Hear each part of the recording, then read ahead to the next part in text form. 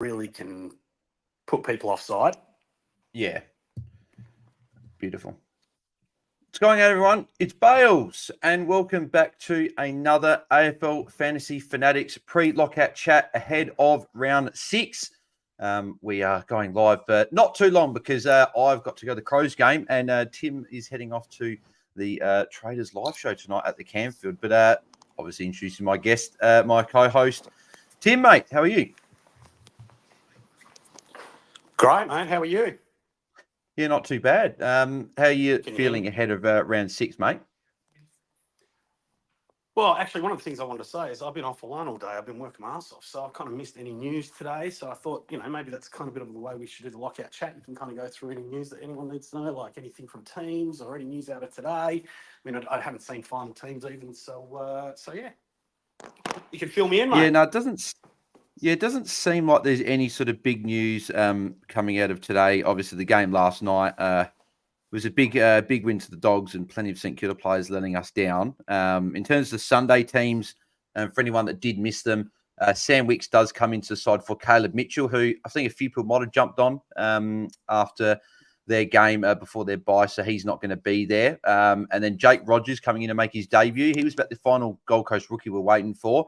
He comes in for Malcolm Rosas, who is injured. So a few people worried about a Will Graham holding his spot. I was never really worried. I had a feeling it would just be a like-for-like swap there. But he's on the extended bench. You got Holman, Swallow, Graham, Rogers, and Bodie Hewland on the bench. So Graham could be the sub. I do anticipate it being one of Rogers or probably even a David Swallow, to be honest. That's probably what I'm thinking of that. So it doesn't seem like any sort of big news out of the day, Tim. So how are you feeling ahead of round 6? Obviously, a bit of a tougher round for a few people last week, but you got the win, the Content Creators Cup, and as we said on Tuesday, that is all that matters. So how are you feeling ahead of round 6? Yeah, look, I mean, I'm not doing as well as what I would have liked to have been doing. I mean, and especially a lot of the content creators got off to a really good start. And I guess probably a big thing for me is I'm just trying to keep things in check. And, last year I can remember when things were going well for me. I was often talking to other coaches about, keeping their head up and just keeping their eye on the long-term game. And so that's really what I'm trying to do at the moment. So, last 3 weeks or including this week, pretty been not necessarily good weeks in terms of scoring for me, but I've brought in Sam Flanders. I really got him probably a week before everyone else, even though he didn't really smash out a big score that first week. But then I brought in Butters last week as well for only $1,000 more than his starting price. And this week I'm bringing in Sam Walsh. So, I'm really just sticking to that kind of upgrade cadence, getting rid of those, those mid prices that haven't worked out and starting to chop those rookies that are topping out in price and upgrading to a top, 10, top 10, defender or forward or a top, kind of maybe 12 midfielder or something along those lines. Like, we kind of know to do from past years and hoping it's going to work out for the best. I mean, one of the things that I am feeling pretty well, I guess it's keeping my confidence up a little bit, is I have got a pretty high team value, not as quite as high as old DT Lemon, but it's the second highest in the Content Creators Cup, and I've got a very, very healthy bench, and not too, probably Jai Clark's really my only real concern sitting on the bench there, apart from Harry Barnett, who is a red dot. So yeah, just eyes on the future, making smart trades. Not trying to get too cute or too complicated, and just straight back. Yeah, exactly. Yeah, it's one of those. I think it's one of those rounds. It's going to probably shape a lot of people's sides, to be honest, because you can go, I think, a lot of different ways. And I think with a couple of those rookies, which we'll speak about in a sec, that were either the sub last night or injured last week with high break evens. Sort of if you're trading them and who you're going to, that could probably set you up for the next 5, 6, 7 weeks up until we hit those mid-season buys. So, but we'll talk about those guys. So we'll talk about Colby McKercher first. So, 87 break even. Are you with your current trades? Have you traded him out this week? Yes, I have. Yeah. So, because I know Mitch was talking about he's looking at keeping him. Is there any play you reckon where you could keep a Colby McKercher, or do you think with the 87 break even you'd just be jumping off? Oh yeah. No, I think the players to jump off. But look, there may have been people. I don't know. There may have been some people that made some last-minute moves with Sanders from last night, like maybe with Colby being named, not trading him and trading out of Sanders or something along those lines. And that's what Mitch did, yeah. Yeah, there may have been a play for do that. I mean, I don't think we need, it is. We do talk about trying to get off early, right? The benefit of getting off a rookie early is that we get to that primo a week before other people. But I don't think there's too much to be worried about in terms of, okay, if he drops 10 or 15 grand in price, that's not going to kill us, right? Yeah. I don't think an absolute trade, but for me the issue is Colby is worth more than Sanders, and I needed that cash to get to the Sam Walsh. So once again, I just focused on the primo that I was getting in, not so much the rookie I was trading out. Yeah, exactly. Yeah, so obviously you're going McKerch up to Walsh. What was your second trade for anyone that didn't know what your second trade was?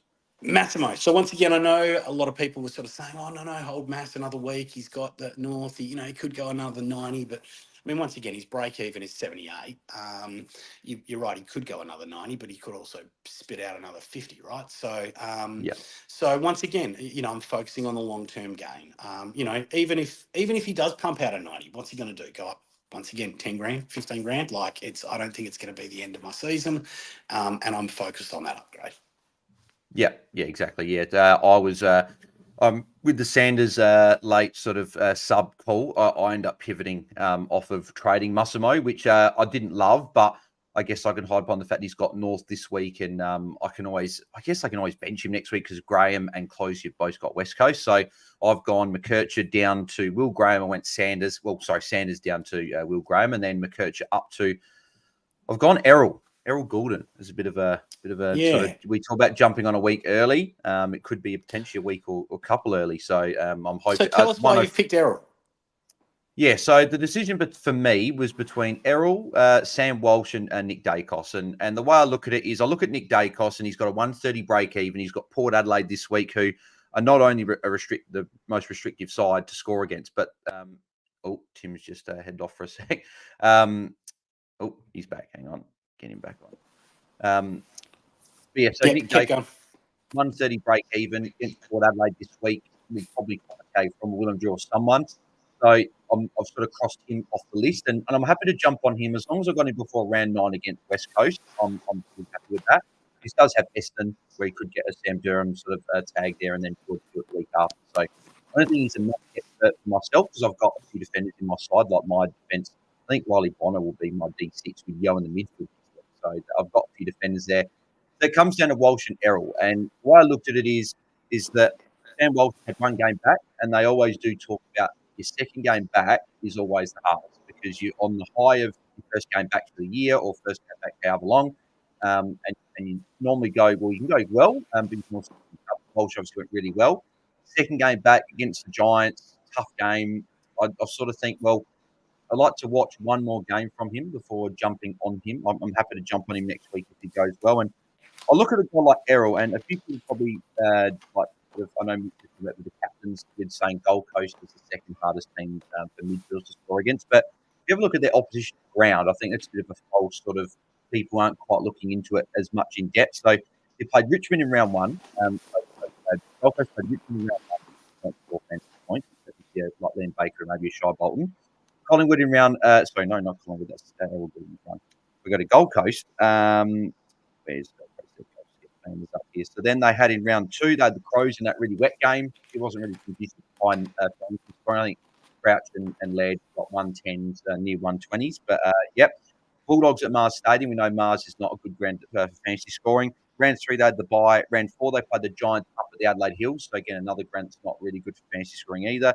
And then Hawthorn, they played at Metricon or People's First Stadium. But again, Hawthorn don't score fantasy points. So I'm sort of thinking that people might be looking at the Gold Coast hard fixturing, maybe not looking into it as deeply. I'm hoping Errol can go well on debut. He's only had, in the actual season, he's only had one game under 110, which was against Richmond. I remember watching that game, and that was a bit of an odd game for Errol. Dropped a few marks. Teammates didn't hit him. Teammates didn't go to him. So, that's why I'm going with Errol. What are your thoughts on Errol and the Sam Walsh play? Man, I think I know where I'm going. I'm going to Sammy Walsh. I mean, I like the price difference. I like the break even. I would probably go Sam Walsh, but I don't think Errol's a bad choice, and we also know what his potential is, right? So yeah, look, I think it's Yeah, I couldn't talk you out of it. I Yeah. got nothing to talk you out of it. Yeah, I was talking to a heap of guys at the Traders Live show and saying literally for the whole weekend, I'll just be going Gulden, Walsh, who am I going to pick? So that's my brain going on sort of roundabout. So that'll be quite funny. And we'll see if I keep the same with that. So, but yeah, obviously with the Traders Live show, if anyone didn't see my post on social media, I finally got to meet my man, Lairdy, finally got to meet him in person. Had a chat with him for about 5 minutes. So that was quite good. So, and got a bit of a signed photo as well from him. The Traders boys, that's a shout out to Warney, Roy, and Calvin for that. That was amazing. Definitely unnecessary, but very, very much appreciated. So thanks to those boys there and thanks to Lairdy. But just quick thought, I'll just quickly let people know what I'd asked Lairdy about Dawson and himself and that forward role. Because I think a few people might own a Dawson, probably keen to know that. So I was asking Lairdy about what was happening with his role and Dawson's role last week. And he said, yeah, they were playing a bit more forward. I asked him saying, did Dawson maybe move forward because George Hilt was giving him potential? He said, yeah, that probably could have been a bit of the case there. And he said that he doesn't expect Dawson to be playing that much forward moving forward, but he still, him and both himself and Dawson will spend time up in the forward line. So not exactly everything I wanted to hear, but I guess if he can bump his CBAs at least to that like 65+% mark for Dawson, and even a Laird if that's the case, and I think that they're both holds. So are you holding both of those guys, Tim? If you owned either? Sorry, Laird and Dawson. Yep. If you owned either, would you be holding? Yeah, I think you for have one to. more week. I mean, yeah, I'm also holding Crouch. Yeah. I guess what if they put up another bad score this week and the roll's not good, you'd be trading them next week. So that's 2 in a row. I'd have to wait until next week to weigh that up, but maybe, but I'm not sure. It'd depend on how other players in my team go. Yeah, cool, beautiful. Yeah, I mean, and final thing. Yeah, go on. Oh no, I was just going to say move. Like I was going to just move on to the next one, but no, just finish off. Well, before you move on, I did want to just do a little bit of a shout out regarding tonight's live show in Perth. One of the guys from the AFL Fantasy Perth kind of crew has gotten back into Perth on time for the show tonight. Needs a VIP ticket, so if anyone's got a spare VIP ticket, if you could comment on the platforms that you're seeing us on, that'd be great. Alex is looking for one, so he'll know how to try and get him one. Yep, yeah, cool. No, beautiful. Hopefully we can get him a ticket before tonight. I'd love to be there, that's for sure. So, but I will be on the Crows game, which is going to be good. But the final thing I was just going to say before we do get into some rapid fire questions, because we're not going to be we're only going to be live for another probably 20, 25 minutes at the most, just because Tim's obviously got to go to the show and I've got to go to the Crows game. So, but captains this week, with everyone pretty much getting using their VC last night with a Jack Steele, who only got an 87, and a Ryan Marsh, who got a 62, and maybe someone did go on the Cy Wanganeen Miller or something like that last night. If you went a Bont, I think you probably take that just because of the lack of options, I guess, this week. But what are you looking at doing your captain, Tim? So I still haven't really decided. I mean, I currently have I had the VC on Steele last night. Obviously not happy with an 87.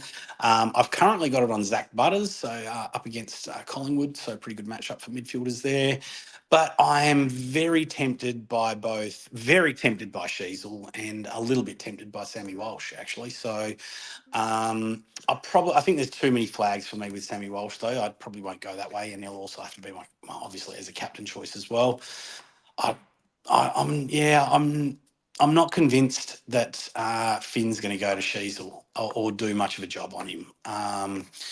But I'm a little concerned. So yeah, I haven't quite made up my mind on that just yet. Yeah, Sammy Flanders, is he a consideration for you? I've heard Mitch saying apparently Sydney giving up, I think, 8 points above their defenders' averages against them. So yeah, I must admit I hadn't even considered him. Like I said, I've been offline today. I haven't even looked at the captains. But who were the big boys? Mitch he had Marshall at 1. Then he had, was it Sarong 2, Merritt 3, Rose. Oh no, sorry, Dunkley had 3, Rosie 4, and someone. So yeah, it was. I can't remember the exact order. But it was Marshall, Merritt, Sarong, Rosie, and Dunkley. I know Dunkley was 3. I know Marshall was 1. Marshall, Merritt, Dunkley, Rosie, Sarong, Steele, Flanders, Sheasel, Butters, LDU. And then the other one that I always pay attention to is Jaden. So Jaden, mate, his captain scores I think he consistently has one of the best averages. Where is Jaden's post? So he's got Rowan Marshall, Sam Walsh, Caleb Sarong. So he's got Sam Walsh really high, which really that kind of really caught my eye. Yeah, Caleb Sarong, Jack Steele, Andrew Brayshaw, Zach Merritt, Josh Dunkley, Hayden Young, Noah Anderson, Connor Rosie. Yeah. No Sheasel, huh? Interesting. And that doesn't take into consideration tags really either. So yeah, that is interesting. Yeah. So Yeah, not sure. Not sure. I'm currently going a bloke that hasn't been on any of those lists. I'm going Errol. I'm going Errol on debut if he comes into my team. Jesus. So I'm thinking Gold Coast at the SCG. I think that's a good matchup for him. The only thing that would sway me away from doing that is if one, I either didn't bring him in, or two, if it was, I haven't checked the weather yet, but if it was meant to be raining at the SCG, then I probably wouldn't look at it. But I'm pretty happy with going Errol captain, or whatever. If I don't go Errol captain, it would be, I think I'm probably going to go Flanders at that point, just because Whitfield, I'm not. I guess I'm not confident with him as a straight captain this week against Carlton at Marvel, and then if I do bring in Walsh, I probably wouldn't want to go in captain straight up. So yeah, it would be a Flanders or even maybe an But Isaac you will Hanley go. would be. So you wouldn't go Walsh straight up, but you'll go Errol straight up. Yeah, well, yeah, I'm a lot more confident. Errol's played every game this year, and as besides that Richmond game, has looked pretty good in most games. So Sure. that's why I'm more keen. Whereas Walsh, I'm a bit nervous with the second game back. But if he went 120 this week, then obviously I would be bringing him in next week if I hadn't already brought him in, and he would be my looking at him moving forward. So. But yeah, beautiful. We'll get into some questions as well. Obviously, as we said, we won't be live for too long, so we'll try and answer as many questions quickly as possible. So that's more telling myself not to go on a big tangent for a question. So, but yeah, if you guys are tuning in live on Twitter or YouTube, please put them in the live chat, and we'll answer those throughout. And also, if you are tuning in either on Twitter or YouTube, head over to YouTube and make sure you subscribe to AFL Fantasy Fanatics. We did hit 2K subscribers, which is thank you everyone that has supported us so far, and we're on our way to 3,000. So if you haven't done that, make sure you do, and also like the video on YouTube and all that good stuff. So let's get into some of these questions. So Emily's got the first one. Hey guys, who would you captain out of Butters, Flanders, and LDU? So obviously, Tim, you've got Butters, but what are your thoughts? Obviously, we talk about Flanders a bit, but LDU against Hawthorn. I'm a bit nervous with LDU captain. Yeah, hell yeah. I mean, it's a good matchup, but he hasn't exactly got set in the world alive. And then the other options were the two that we were talking about, right? Flanders and Flanders. Yeah. You'd be going Um, Butters out of those? I'm probably yeah, leading. but like I said, I hadn't really considered Flanders, so Yeah, sure.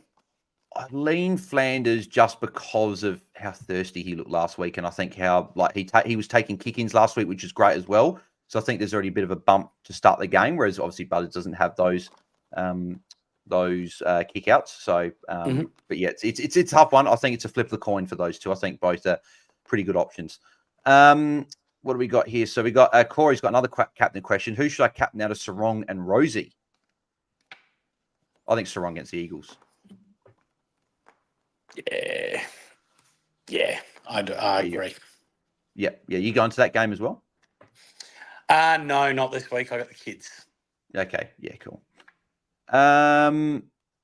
There, Corey said it may be a reason for the Saints players scoring poor last night was that the Saints have had 3 games in 12 days. Yeah, so that's a good shout. Yeah, that could definitely be one. I think they've had 2 of those games away as well. So yeah, that's definitely something. Definitely. Yeah. So Damon, and it seems like a lot of people are looking at captains this week. Obviously, it is a difficult week for captains. So Damon Snell says, chose Steele for VC, don't have Sheasel. Who out of Rosie, Whitfield, Dawson, and Walsh would you feel most confident about? So for me, I would be crossing off Dawson as much as I love him and as much as I want him to go big tonight. I just don't think you could, Damon, put in captain and good conscience. VC, yeah, sure, if you didn't use it, but you obviously have. So for me, it'd be Rosie, Whitfield, Walsh. We talked about Walsh maybe not on his second game back. So for me, it's probably out of Rosie and Whitfield, Tim. Is that probably where you're looking at as well? And it would be Rosie over Whitfield for me. Yeah, I agree as well. Yeah, I'd be doing Rosie there, Damon. There you go. Power Prawn Star cracked the top 10K the first time in 10 years. Beautiful. Congrats, mate. Awesome. I know Power Prawn Star, you're a frequent watcher on the channel. So thanks, mate. What do we got here? A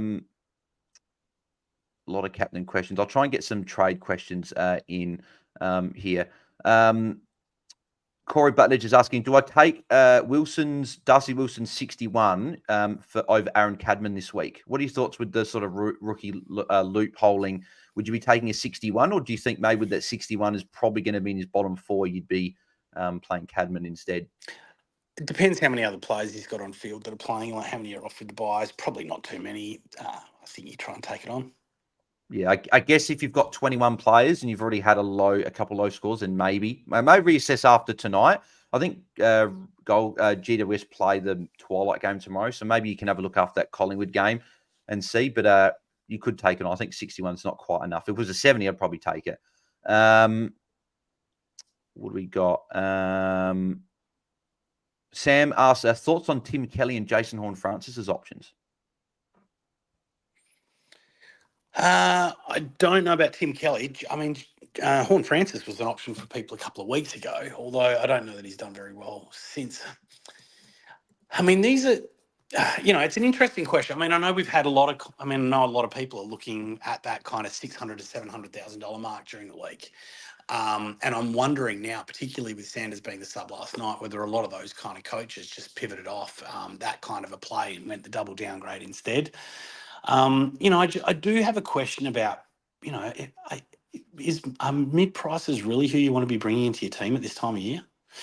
I just kind of, none of those names that were kind of talked about during the week. I mean, there was Saligo, there was,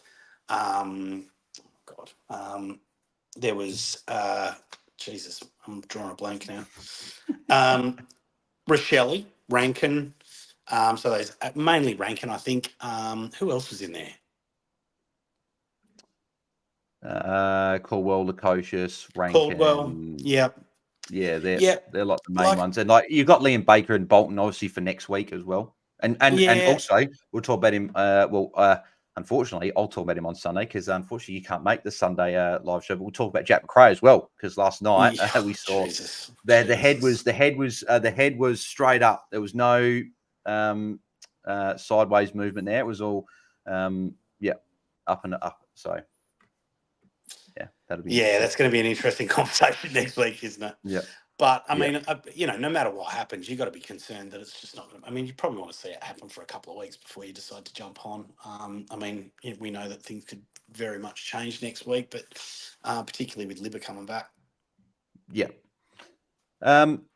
Actually, one thing to say, because we'll talk about this as well on Sunday, but the CBAs last night, you would have thought that Libba being out was a good thing, was why McRae went well, but McRae only had 10 CBAs. Ed Richards actually had 22. He had the third most for the Dogs. So that tends to think that McRae's role is not going to change and Richards will just go back and it'll be Libba that comes in for that. So that will be interesting. So there's something about, that makes you think that McRae's role won't change.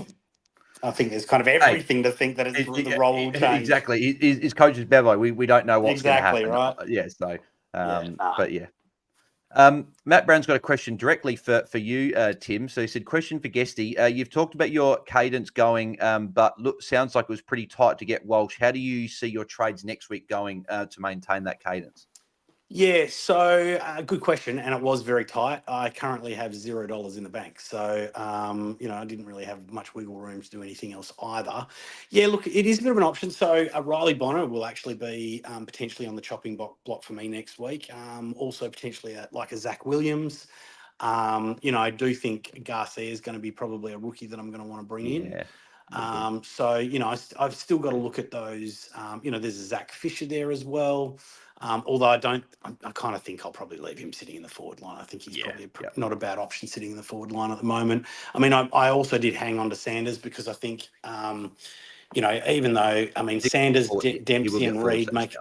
Yeah, exactly. So, between Ollie Dempsey, Harley Reid and Darcy Wilson and then Riley Sanders, I mean, I'm hoping that... I mean, I think last night Bevo was just obviously teaching him a lesson. You fucking up, you act like that, and then we'll put you on the bench next week to teach you a lesson. So, but I tend to think that maybe that'll be over and done with now, and he could go back to scoring 80s. Yeah, exactly. That is a good shout there. Power Prawn Star, as long as you're AVO after the other night, Bales, are you still allowed to fanboy Laddie, or is it just like a 500-meter thing? That's a good one. He was actually a really, really nice guy. I was a bit starstruck, and You were taller than him. Yeah. Oh, yeah. Laddie's short. Laddie's not tall. I'm not short. Laddie's a short guy. So, but yeah, no, he said to me, like, when he's just, as he's leaving, he's like, really nice to meet you. And I was just like, mate, thanks. Like, mate, it's nice for me to meet you. Like, shouldn't be the other way around. But no, he was a great sport. And we'll be catching up for coffee next week. What do we got here? So, will he know that you're there, or will you just be peering through his window? Yeah, he won't know I'm there. Andrew Domahidi, hi Bailey, at the Campfield at the moment. Oh, beautiful, Andrew. Unfortunately, I won't be there, but Tim will be there. So I'm sure Tim will come and say good day, and obviously the Traders boys and a heap of people will be there. I think Holmesy's going to be there as well. So it should be a cracking night there for everyone. I am jealous, that's for sure. But I can't really be because we had to gather around. What do we got here? Jake Freer, could we bat Tom Green as captain this week? What are your thoughts on Tom Green? I couldn't personally, and Glenn Palmer's got the same question, Tom Green, a captain option. I think George Hewitt's going to go to him. I think Cornelio out is more of a bad thing for Tom Green, because now Carlton can just go, as long as we stop Tom Green in there, we're pretty happy. So are you on the same page? I wouldn't be going captain, I don't think, this week. Yeah, I'd be looking at what other options you've got. Yeah, cool.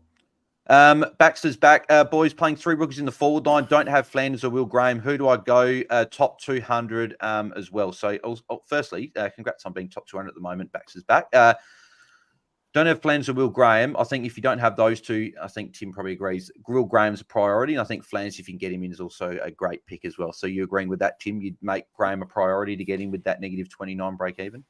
Yeah, look, I mean, one of the things that can commonly happen in this game is that while you might be up in the high ranks early on, you may be stuck in a position where you don't have a lot of cash on your bench or something along those lines. So, it's only early in the season. I would be focusing long term and making sure you bring in Will Graham first. Yep. Yeah, cool. Power Prawn Star with a $5 super chat on YouTube. Thanks, mate. Very much appreciated. Thanks, lads. Come on the power. We won't tag Dacos. Drew will go to the goey. Okay, interesting shout. I think Port restrictive enough anyway for me to probably just park it for a week. But I don't think Dacos is a bad pick at all. If you're going Dacos this week, you don't have to worry about getting him in a few weeks, and you can get the next guy. Whereas people like myself and Tim and whoever doesn't have Dacos, we've got to get Dacos in. I think next before week I'll be bringing him. I think I'll be bringing him in next week, no matter what. Yeah, he'll be a guy that I'll potentially look at next week, or at least the next 3 weeks. That's for sure. Sean trading Crouch, already traded Sanders to Walsh. Who to go to from Crouch? Heaney, Butters, or Dacos? Means I keep McKercher for another week. So who would you be picking out of Heaney, Butters, and Dacos? I'd be picking Butters. Be on Butters? Okay. Yeah.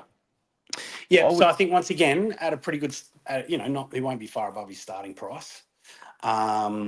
Heaney, I'm a bit concerned long term about the impact of Taylor Adams and Luke Parker, and I think he's fully priced. This game's about you got to buy the value, right? So, and then look, I think Dacos would be probably my second shout, but maybe not second, but I think he would Butters would come over him only because Dacos' match up this week.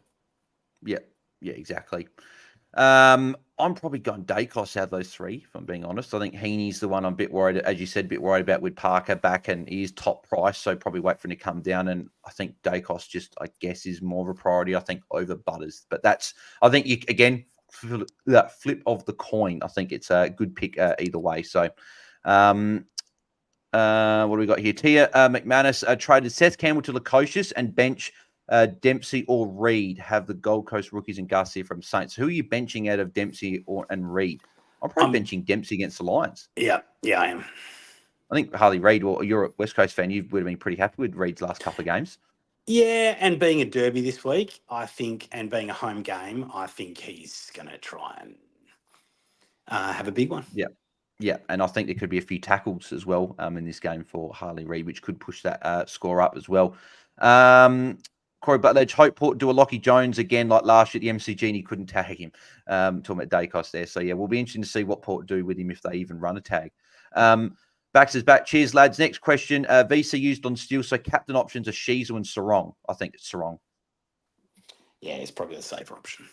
Yeah. Dimitrios Garris, McKercher or Newcomb to Walsh? Oh, McKercher or who, sorry? McKercher or Newcomb to Walsh. Oh, Jesus. Normally, it would have to be McKercher because it's a rookie. But is it just me or has it got to be Newcomb? Oh, hang on. I was about to say that. Yeah. What's Newcomb's break? Surely it's bloody high. It's got to be high, Ginks. He got like a 40 last week. Like McKercher's. It is. It's 109. Nah, look, best 18 week, I would be leaving probably Newcomb on the field McKercher. and trading McKercher. It feels really and dirty. Just And I'm fingers sorry. crossed against North that he pops the ceiling score.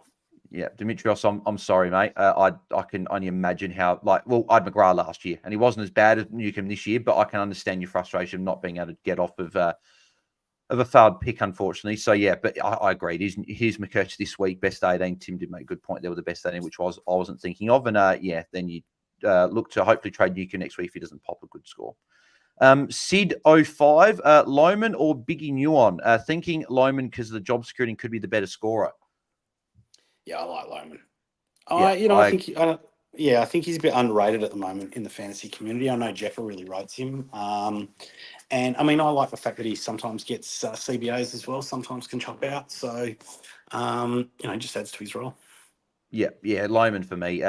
Zach Bailey being out for 4 to 6 weeks is going to mean his job security is pretty good for at least the short term, and that's all you want. If he can last 3-4 weeks, get close to his round 12 bye, make some cash, you downgrade him, and it's perfect. So yeah, for me it would be Lohman there. Go for about 5 more minutes, guys, then we'll be wrapping up. So make sure you get your questions in as well. We've got 818 people, Tim, tuning in once again. So shout out to all the legends there. It's all on all the buzz on Twitter again, with 745 of those on Twitter. So if anyone wants to head over to the YouTube and like the video and subscribe and all that stuff, then that would be very much appreciated as well. But thanks for tuning in so far. Reese FM. So Lions fan, Lohman did well last 2 games. Bailey out for 3 to 4 games. Tunstall is in for Bailey. Lions sub, and Lohman should hold his spot for a few games. Yeah, I agree. Yep, and that's come from a Lions fan. So, I like Lohman. Jake Freer, who to captain then out of Sheasel, Whitfield, Heaney, and Flanders, or even a cheeky Nick Martin captain tonight? I don't know if I could go Nick Martin. Nah.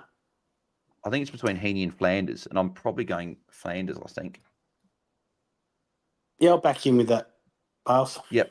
I don't mind Heaney as well, just the fact Parker's not back this week. And Whitfield isn't a bad shout. I just don't know if I could go there. If she's, as Mitch said, if Sheasel was a VC option, I think you're going Sheasel VC. But the fact that there's a potential tag there, I don't think we can go there this week. But if you do and he goes 120, then you're going to be laughing.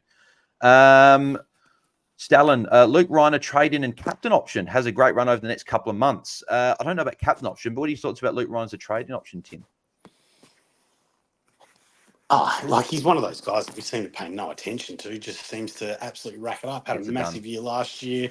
We were worried about his foot and his kicking at the beginning of the year, but that doesn't seem to be playing a part at all. No. Yeah, I'm a fan. If you can jump on him, he's a great pod. I think he's. How do we think he's going to go this defenders this week though against the West Coast? I can't imagine we have it too often up in the forward half of our. To be honest, I think that they can go. I think they'll go pretty well this week, just because I think this will be a fairly close enough game. I don't think West Coast have put up 2 good performances back to back.Maybe that means that they might be burnt out after 2 good performances. I don't know, but based on what I've seen from Gold Coast, I think they could actually do quite well. Which I think the ball might be in that defence a bit more. So maybe Jordan Clark could be a guy that doesn't have a bigger game, and maybe it is Luke Ryan that takes all the kick-ins and is all that, and Jordan Clark sort of stuck in between the middle, but I think both can go okay. So I'm a fan of Luke Ryan as an option. Axel Norris, am I the only one the top 1K with John Newcomb? I can actually might be able to have a look at that for you. Yeah, and the reason that you're the only one in the top 1,000 and with John Newcomb is because all the other coaches are not that have him are not in the top 1,000 because he's been so shit like me. Yeah, exactly. Andy Gregg, this is a good question. Sarong captain or take Bont VC? For me, I'm taking that 110 just with the options aren't great. And Sarong could have a bit of a lower score. We haven't seen too many big gun performances against West Coast. It's more the other guys that step up. So Are you going Sarong captain and taking on the 110 in a best 18 week, looking for that ceiling score, or are you banking that 110 from Bont? I think with all the uncertainty around the captains this week, I think you'd be better off just banking it. Yeah, I agree. But I do tend to be a little bit safer with my captains as well. Yeah. And I guess if you ask someone else, they might say take it on because of just trying to chase that ceiling score. So as I'm still just getting up the Newcomb stat there, Daniel says, hey, gents, Rankin or Taylor Adams? Who are you going out of those two, Tim? Oh, far out. If you're round 12, for me, if their round 12 bye works, I would be going Adams just because I still don't know about Rankin. Yeah, I was actually leaning the same way. I think I'd take a bit of a swing and go for Adams. I mean, I think he's going to be the better long-term option. Whereas I think Rankin's a bit of a halfway pick. Yeah, I agree. Also, just going back to whose question was it? Axel. Only 10 coaches in the top 1,000 have got Newcomb. 1%, so it's 10 or less. So, yeah, mate. Unfortunately, you're in a small minority. But that's for the fact you're in the top 1,000 with Newcomb is a testament to how well you're going. So, obviously, great start to the season, mate. Ben McCulloch, go get cash gen with Graham or bring in Walsh. What are your thoughts? If you've got the cash to get Walsh, do you bring him in, or do you think Graham's that much of a must get that you'd be getting him? I think Graham's more of a must get. Yeah, I agree as well. Hey, Bails, I got to go, mate. Yep. Yeah, cool. Beautiful. Well, we will wrap up there as well because it is 6 and I'll head off to the Crows game as well. But thanks, everyone, for tuning in. Tim, just last thing, obviously, before people go, where can people find you tonight and what are you going to be up to? At the bar, at the Campfield. Yeah. No, make sure you guys, if you're in Perth, get along to the Campfield. Hello. Yep. Go along, say hello, Tim. Get along to the show and enjoy, hopefully, a Crows win tonight. And yeah, thanks everyone for tuning in. We had nearly 900 people tuning in again, which is fantastic. So thanks everyone. We have 822 on Twitter. If you are watching on there, head over to YouTube and subscribe to the channel if you haven't already, and like the video as well. That'd be very much appreciated. If we get 100 likes on the video, that'd be amazing as well. So head over there. And if you are listening back to the podcast, please give us a 5-star rating and review. That'd be very much appreciated. I'll be back on Sunday night. Tim won't be there, unfortunately. He will be unavailable, so I'll be meeting a couple of special guests as well. So make sure you guys tune in to that as well. But again, shout out to you guys. We're actually near about 900 now. So thanks to everyone that's tuned in. It has been the support over the last 2 videos with the video format's been fantastic. But make sure you like, subscribe, and 5-star rating reviews and everything like that. But enjoy the footy, guys, this week. Good luck with your trades and your captains, and I'll catch you guys on Sunday night for the round review. So I'm out and Tim's out. Cheers.